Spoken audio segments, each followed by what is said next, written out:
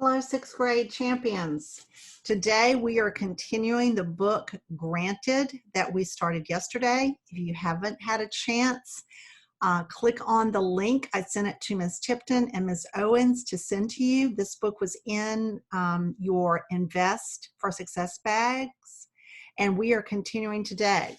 This is a really interesting book. I'm not familiar with this book, and I'm excited to continue the read. Yesterday we read through page 10, and just a quick little synopsis about this book I found really interesting. So it's about fairies, and yesterday we learned how a fairy gets their name, and it's based on where they're found and who finds them and their personality.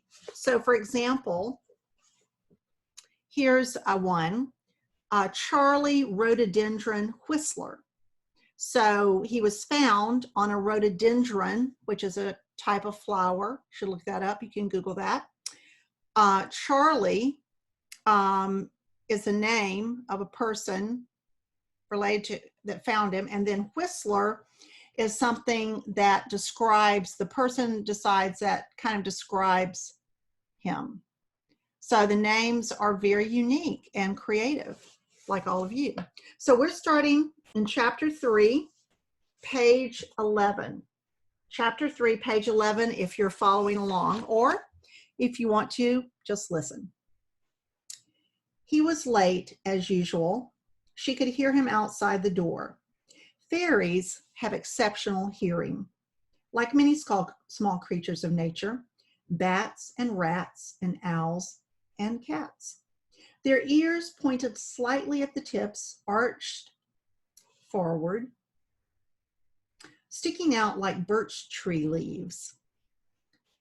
Ophelia's ears were especially large for her head, maybe too much, taking away from the otherwise perfect symmetry of her face. She frankly didn't care for them. "Are you ready?" Charlie called out as he knocked. "The lottery starts in less than a talk." Ophelia looked at the maple wood clock on her mantle, at the little talker hand so close to the 8 already, the longer, faster ticker marching reliably along. "You're the reason we're late," she shouted, putting down her empty bowl. Every morning he insisted on picking her up. Every morning she shouted that he was responsible for their tardiness. Every morning they had to fly extra fast to make it to work on time. But she didn't mind that part. She liked flying fast. Ophelia opened the door and found her colleague and friend, perhaps her only real friend, disheveled as usual, his bright pink hair and ruffled tufts, his acorn-hued skin chafed rosy from the wind. She licked 2 fingers and reached up to try to smooth out a particularly ornery cowlick in front, but it wouldn't be flat. Nothing about Charlie was easily tamed. "Would you please just leave it alone?" he told her, batting her hands away. "You aren't my founder." "If I was, I would have named you Charlie Rhododendron Scruff Rat." She looked him over. Uniform wrinkled and untucked, stain on his pants, even his wings looked ragged. "When's the last time you bothered to polish those boots? When's the last time you spent the day in your pajamas sitting on your porch drinking wine, burping out loud, and watching the clouds slink by?" he asked back. "Never." "Exactly. And you don't know what you're missing." "And you don't know what a hairbrush is for," Ophelia chided. "I know what it's for. I just don't happen to own one at all." He was mocking her, she knew. He was like this every time he showed up at her door. She would make some weak attempt to straighten him out, and he would poke fun at her. Poke fun at her dustless bookshelves and trimmed eyebrows. "I like what you've done with the place," he said, eyeing her mostly empty cottage, the clean, bare walls, the carefully polished wood furniture. "What's this hard stuff beneath my feet again?" "It's called the floor," Ophelia quipped. "You have one at your house too, underneath all the junk. Come on." Ophelia stepped outside and looked at the sky. Just below the treetops, it was cloudy, a little overcast, but above it was bright and blue and warm. A perfect day for flying. All around her, the other fairies of the haven were taking wing, all dressed in the uniform of their respective guild. Builders and growers, gatherers and harvesters, teachers and bakers and menders and makers, founders and whisperers, and alchemists, but only a few granters. In fact, Ophelia and Charlie were the only two in this part of the tops. The thought gave her a shiver of pride, as it always did. To be a granter was the greatest thing a fairy could aspire to. Every other fairy relied on the granters to keep the magic flowing, and in turn to keep the haven safe. It was the most noble of occupations, provided you ever got around to doing your jobs. Ophelia closed and locked her door. Nobody in the haven ever stole anything, of course. It was just one more thing for her to be fastidious about. There was little to fret over in the haven, really. Whatever Mother Nature couldn't provide, the industrious fae folk produced for themselves and then shared without question. Locking her door was simply a matter of habit, part of her morning ritual. Fairies were fond of rituals. She took a deep breath, picking out the sweet tang of sugar maple trees, tinged with a whiff of cinnamon that must be coming from the baker the next branch over. Nowhere else smelled quite like the haven either, though admittedly, Charlie's cottage had its own peculiar aroma. Despite what she told Charlie, there were some days when she thought she could just sit on her porch for hours, breathing it in. Ophelia's fellow granter reached into the rugged canvas bag he had slung over his shoulder and removed a pair of goggles that he'd fashioned out of some scavenged glass and a smelted paper clip. Very little in the haven was 100% fairy made anymore. Those clever humans threw too much good stuff away not to take advantage of it. The goggles made Charlie's pink eyes loom almost twice as large as before. Rose-colored glasses, Ophelia called them, as if he needed to look goofier. It feels like a good day, he said, a lucky day. I think we're going to grant at least 50 wishes today. What do you think? Ophelia shrugged. That part wasn't up to her. The tree would decide, as it always did. She'd be happy to grant just one. She gave her wings a ruffle and then did some stretches, cracking her neck and knuckles. Bet you can't beat me there. Bet you're right, he answered. Ophelia rolled her eyes and opened her wings to full bloom, letting the sun warm them for just one moment before launching into the sky. There were only a few sounds she liked better than the sudden stream of wind blasting past her ears on takeoff. Behind her, she could hear the steady hum of Charlie's wings, just barely audible beneath the spriteful, high-pitched melody of his whistling. Chapter 4. The sun-blessed sloping green of the glade was nearly full by the time they arrived, and Charlie and Ophelia had to squeeze their way through the throng of fairies to get to the front. Every fairy of the haven was expected to attend the lottery if their responsibilities allowed. For most, it was a stand wherever you can affair, but the granters always took their place at the head of the crowd. It was part of the ceremony. The pomp and circumstance meant to give the proceedings the proper sense of authority and grandeur. It was a grand event, certainly, and Ophelia didn't mind showing off a little. She polished her boots after all, knowing that when the leaves fell and the fortunate few were chosen, her guild would be the one to carry out the great tree's wishes. Everything in the haven depended on it, depended on her. Okay, so not her specifically, but at least depended on fairies like her, and that was something to be proud of. Ophelia tucked in behind Charlie and took her place at the front. Another advantage of being a granter, she had an excellent view. She could see the leaders of all the guilds lined up, sitting close together on their wood stump chairs, the crooked stone podium where the chief would give his remarks, and the tree itself. It was the only truly magical tree in the haven, though Ophelia's teachers would remind her that all trees were magical in their own way. Blessed with patience and beauty, an unerring memory. But those others weren't magical in the way the great tree was, with its golden yellow branches so thick with leaves that you could crawl into them and disappear forever. Every morning on first glance, Sophia had to stop and catch her breath. You could actually see the enchanted dust glittering around it, like a million fireflies circling its boughs, a large woven basket set beside it to collect the wishes as they fell. All right, everyone, settle down. Fold your wings in tight. Let's try to make space for the latecomers. Mortimer Magnolia Pouts tapped his gavel to get everyone's attention. His frost-white hair was slicked back, and his ghostly silver eyes never seemed to blink as he surveyed the crowd. He had been chief founder for nearly 40 seasons now, long before Ophelia was born.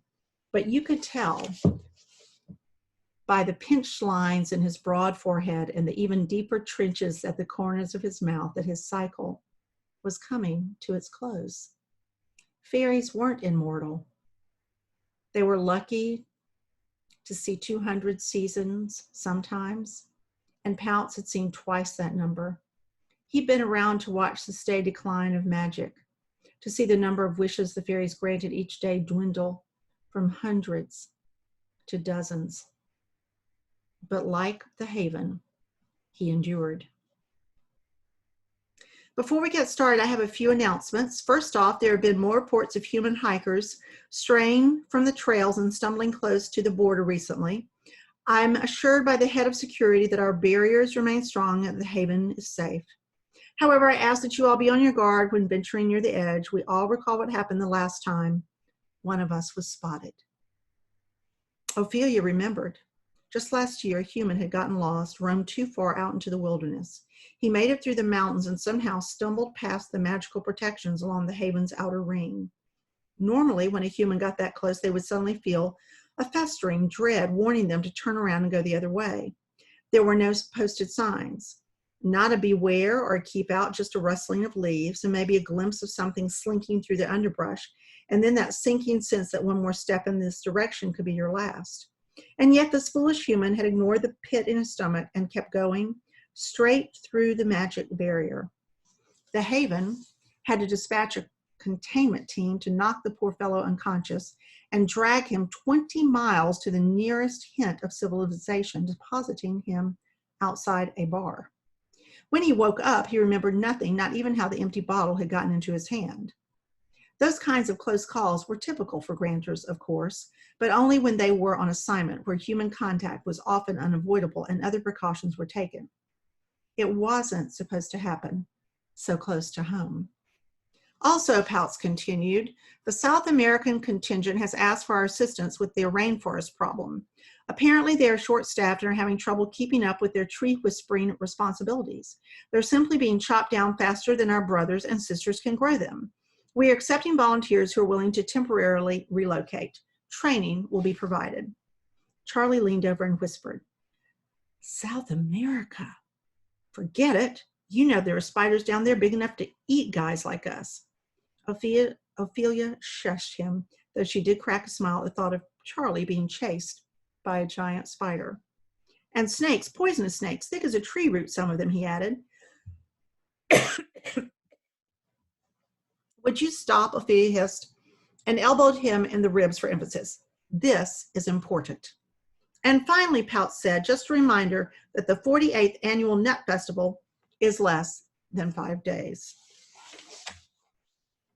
All right, maybe not that important. All Haveners are encouraged to donate as many nuts as possible to make sure it's a success.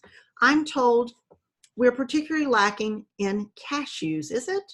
Pouts looked at one of the other fairies standing to his left, a young girl with bright yellow hair and a nose like a cupboard knob. Pistachios, she confirmed. Pouts nodded gravely, as if a shortage of pistachios meant the end of the world. Plenty of nuts around here, if you ask me, Charlie quipped. Ophelia elbowed him again, a little harder this time to make sure it hurt. Pouts frowned at the crowd. Pistachios it is, very well. I will now turn the proceedings over to Mr. Squint. A hush descended as Barnabas Oleander Squint stepped to the podium. He was the tallest of the fairies in the front, taller than a ripe ear of corn, and he carried himself much differently than Pounce did, angular and proud, shoulders back, chin up. Everything about him seemed to loom large, save for his eyes, which were narrow slits, always. The running joke was that Squint couldn't see 2 feet in front of him and yet still always knew what everyone was up to. Anyone who knew him knew his squinting stemmed as much from suspicion as habit. He was cautious and calculating, a strategist. That's what made him good at his job. Ophelia would know. He was her boss. Squint squinted down at a piece of paper that had been handed to him and cleared his throat. This was the real reason everyone had been summoned. It had very little to do with cashews or pistachios, and the gravity of the moment wasn't lost on the head of the Granters Guild. Yesterday, in the North American territory, an estimated 6 million wishes were made, he said in a resonant voice that carried over the glade. Ophelia twitched in her pressed uniform. A murmur coursed through the crowd, but Squint pressed on. Of those, approximately 200,000 were disqualified due to improper procedures, and another 400,000 were found unlawful. Unlawful means someone somewhere wished for something bad to happen. Ophelia could guess what some of them were. A kid hoping their teacher would come down with the flu on the day of a test, wishing that their pestering parents would just disappear, or that a meteorite would crash into their school. Or if it was an adult doing the wishing, substitute ex-husband for parents and office for school. Most wishes were made by children, but full-grown humans weren't above sometimes spending a penny on the fleeting hope that someone out there might be listening. The first rule of wish granting was the same as it had been for thousands of years, however. Honor no wish that would lead to misery, misfortune, or malefaction. The Fae were in the business of making the world a better place after all. That is, when they weren't so worried about keeping safe their own place within it. Squint reached up and scratched at his chin. That still leaves precisely 5,394,234 legally honorable wishes, of which it appears we are able to grant. Squint paused. He appeared to scan the page he was reading, double-checking the figures. She wasn't sure, but Ophelia thought she saw the fairy's broad shoulders slump slightly. 12, he finished. The swarm of fairies were suddenly abuzz, thrumming like a hive of bees. That's it. 12? Charlie whispered under his breath, adding a low whistle. Yesterday it was 30, Ophelia hushed him again, though she kept her elbows to herself this time. 12 was low, really low. The number of grantings had gone down steadily over the years since Ophelia had been born, certainly, and long before then, but she could never remember there being so few. It could only mean the supply of magic had ebbed even further. So much for Charlie's feel-good kind of day. Please, please, settle down, Squint requested, waiting for the humming to subside. We still have a job to do, so let's do it. He nodded to another fairy, the young one with the golden hair who knew about nut shortages, who took her place in front of the huge tree with its yellow leaves, standing proudly in the center of the glade. 12, Ophelia thought to herself, out of so many. Who would even notice 12 wishes being granted? Who would even care? Except she knew the answer. Those 12 people would care, even if they had no idea just how lucky they were or were about to be. And her own kind would care, of course. Every fairy gasping and murmuring in this glade cared deeply. Hence the gasping and murmuring. Let the lottery commence, Squint commanded.